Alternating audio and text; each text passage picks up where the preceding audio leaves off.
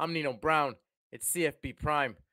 We're talking Northwestern head coach Pat Fitzgerald catching the axe. We're talking four-star tight end Devon Mitchell committing to Oklahoma. We're talking about possibly Pat Sherman coming over to help Deion Sanders in Colorado. On this episode of Blow the Damn Whistle.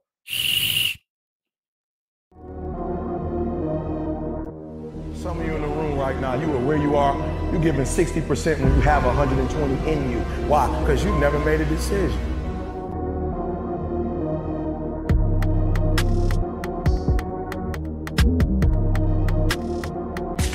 There's those of you in this room, you already there. Your problem is this is stuff you don't want to give up to go on.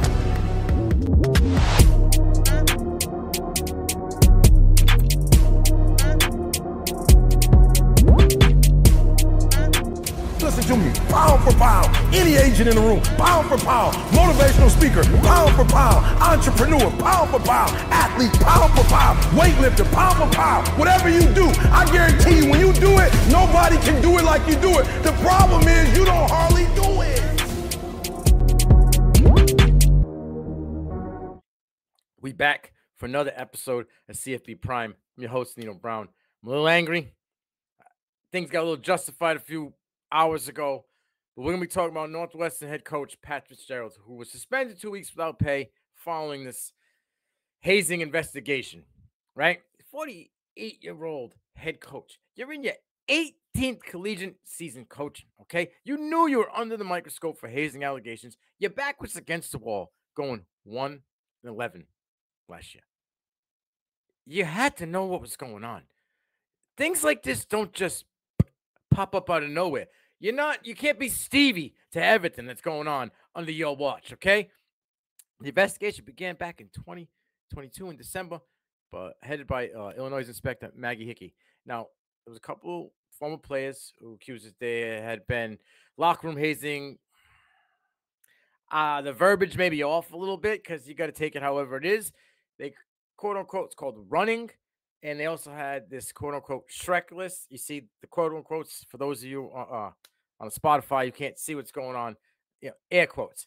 Running described as by the victims is being restrained, okay, by upperclassmen and dry humped in a dark locker room. Are you kidding me? You had no idea. None whatsoever. Then there was the Shreks list where players are putting on a bulletin whiteboard who are not doing well and have to participate in what they called naked bear crawls or the naked slingshot. Now, just the names alone, I wasn't diving into anything like that. I just think that this whole situation, running, Shrek's list, whatever it may be, is just disgusting. I know there's hazing. There's different ways of doing it. Listen, I played football. I played sports. I understand hazing. That never happened when I played sports. Nothing like that ever happened when I played sports. Now, I get things happen, okay? It's part of the process. That is extremely over the border, crossing the line, not necessary. And for you to turn a blind eye to it, kudos to Derek Gregg, the AD, because he didn't turn no blind eye, okay? He came down, I think it was, about an hour and a half ago, and fired him. Boom. They dropped the axe. Okay. Derek Gregg, he's a dude, right? Greg was a former Vanderbilt football player, right? He was the former AD at Tulsa. He was the guy behind the move that brought Tulsa from Conference USA to the American Athletic Conference in 2014, 2015 for Tulsa. So, he's a dude. And obviously he's a stand-up dude because he's seen there was something needed to happen and he made a change. Okay, I take things for what it's worth until I see facts, okay?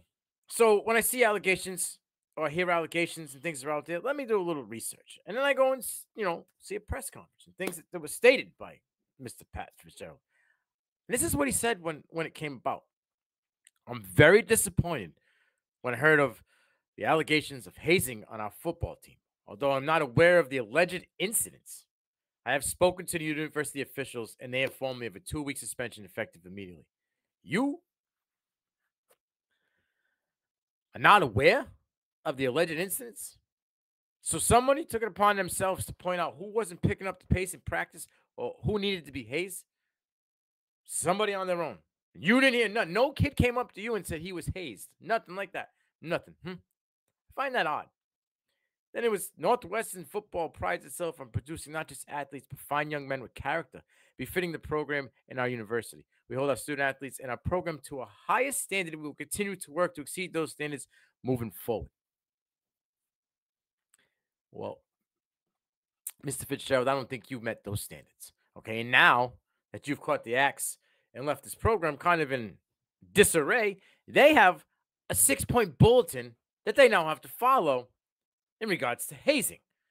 They're required to have football locker rooms monitored by someone who doesn't report to the coaching staff. Outside of the coaching staff, they report to the school.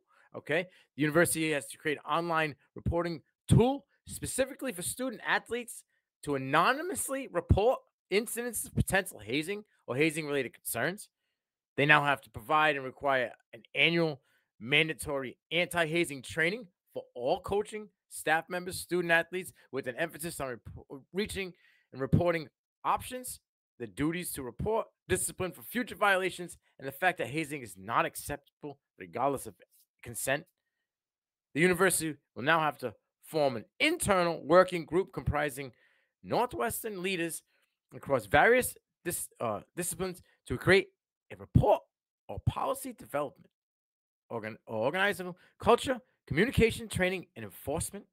And the group will solicit input from external experts and will make the report open to the entire community. Okay, Northwestern Athletics will better utilize the student athlete survey process to ensure coaches are aware of and the act of the students' concerns. And then Northwestern Athletics will work with the NCAA and Big Ten Conference to ensure all processes and rules are followed. And those last three, I would just thought was common knowledge.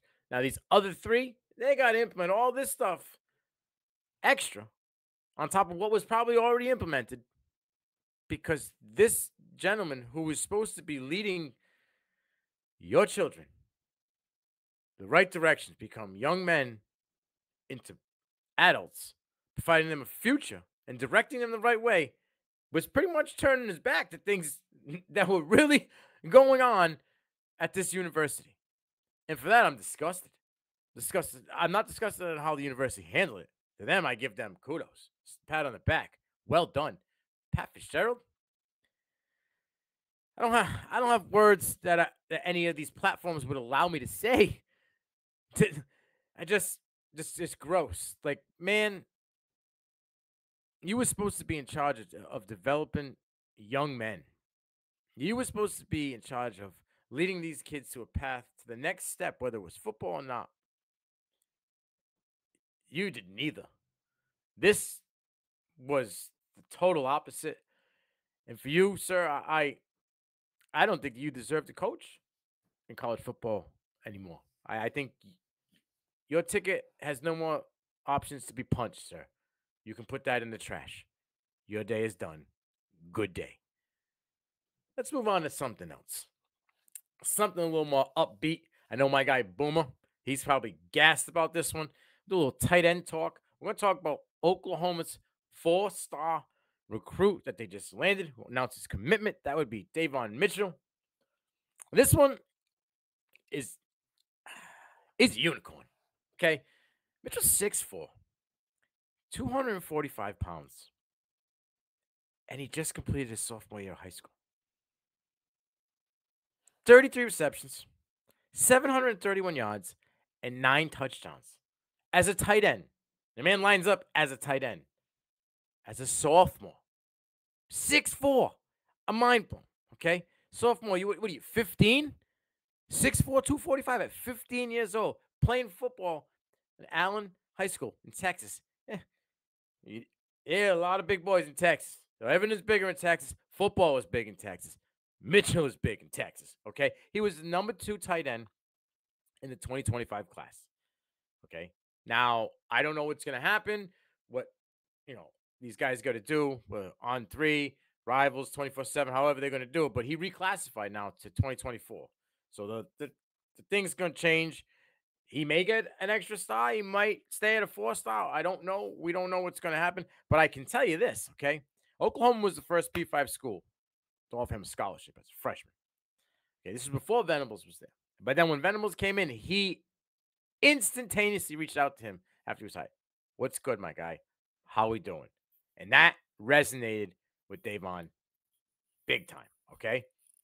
He's the first team max prep sophomore All-American last year. He took multiple visits to Oklahoma, and he felt that he wanted to go somewhere where they highlight the tight end usage. And he felt OU was the place to go. You know, Braden Willis just went to the NFL. They know how to use their tight ends there. He had multiple unofficial visits to Miami. And it came down to Miami, Alabama, and Oklahoma. And obviously, he chose Oklahoma. Okay. He's got elite hands. Elite. Got oven mitts out there. He lines up in the slot. He can line up out wide. He can line up inline. Like, the dude is unbelievable blocker. I watch tape. You can go watch tape. It's playing right now on the side of me. He throws defensive linemen around. He can control the defensive line solo. Edge, linebacker. He's got that, okay? Good run blocker. He's a good pass blocker. And he knows how to slip off when necessary. And for a tight end at that size, 6'4", 245, 15 years old, he is a hands receiver. I know it kind of sounds redundant, but he don't catch the ball at the body. Man's catching the ball up out here. High, fully extended. Contested catches, owns it. This kid is a beast. If he continues to fine-tune his craft, if Venables can get him into the same role maybe Braden Willis was last year in that type of usage, watch out. You are looking at a possible stud in the making with Devon Mitchell.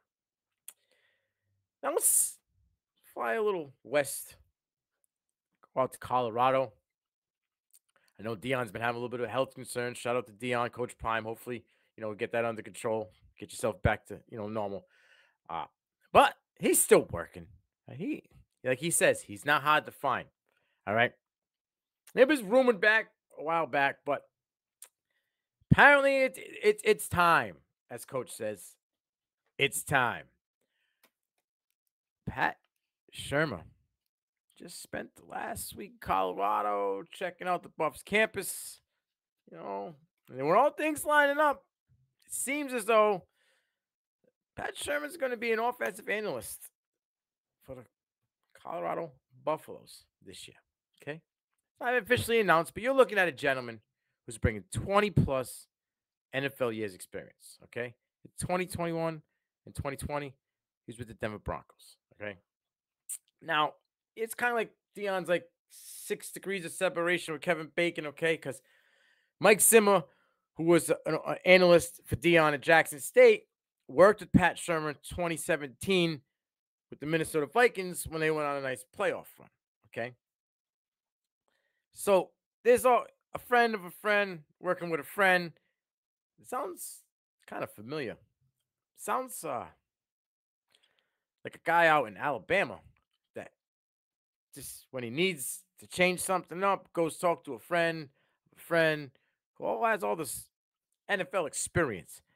Like Nick Saban almost. It's kind of like Deion's building Colorado, like how Alabama and Kirby Smart does with Georgia, with bringing in all these guys with experience. You lose a guy, you're bringing in another guy that's got, whether it be double-digit years in college football, a couple of years we dipped his toe in the NFL. They got that experience. Yeah, they bring in a couple of young cats, but they learning from the big dogs. And it seems as though Deion is taking that approach wherever he's going, whether it be Jackson State, whether it be Colorado.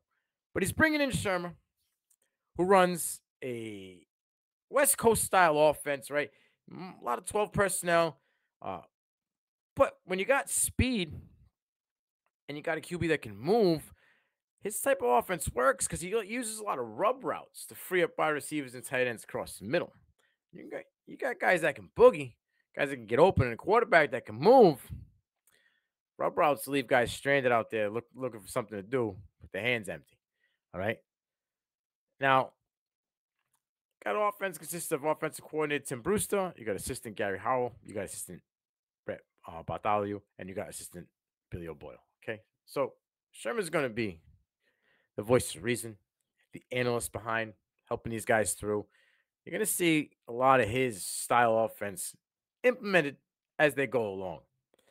But for all the heat my guy Prime takes, for all the heat, the revolving door, 70, 80, whatever it is, man, I think it's high 70s now for in and out and transfer portal, just seems to constantly be bringing in talent and experience.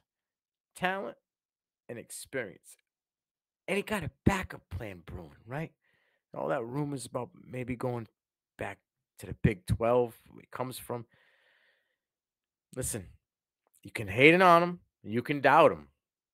He's coming with his own luggage. He's coming with his own plan. Because like he says, it's his time. It's prime time in Colorado. Once that man's healthy, it's on like Donkey Kong. I'm Nino Brown, CFB Prime. This is another episode of Blow the Damn Whistle.